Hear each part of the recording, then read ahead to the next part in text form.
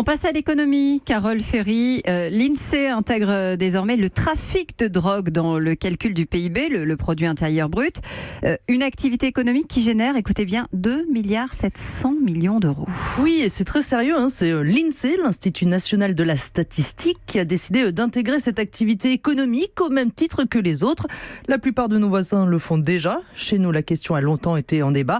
Maintenant, c'est fait. Alors, quelques chiffres. C'est 0,1% du PIB. C'est le trafic de cannabis qui rapporte le plus, 1 milliard, suivi de la cocaïne, 800 millions. Mais dites-moi, c'est une activité illégale, donc il n'y a pas le prix sur l'étiquette. Comment est-ce qu'on peut calculer finalement ce que ça rapporte ? Eh bien, l'INSEE travaille avec les services de police pour évaluer le prix. 8 € le gramme de cannabis, 70 le gramme de cocaïne.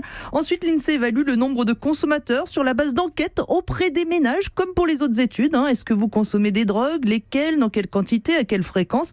Vous passez tout ça à la moulinette des statistiques et vous avez la marge réalisée par les trafiquants de drogue. Ce que ça rapporte donc à l'économie. Et alors cet argent, il va où ?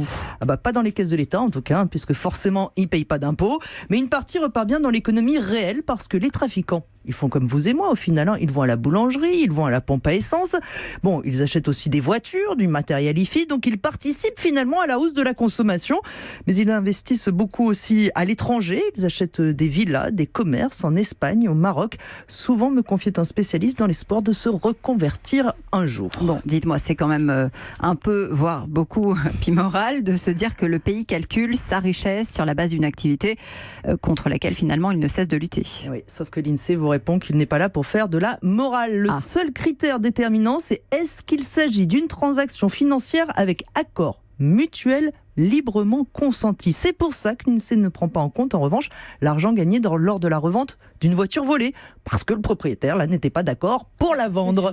Mais alors, pourquoi on prend en compte la drogue et pas tous les autres trafics, à commencer par celui de la prostitution qui rapporte énormément ? Eh bien, parce que les prostituées sont souvent mineures, sous la coupe de réseaux clandestins. Et l'INSEE estime donc qu'il n'y a pas forcément là de consentement, justement, dans la transaction.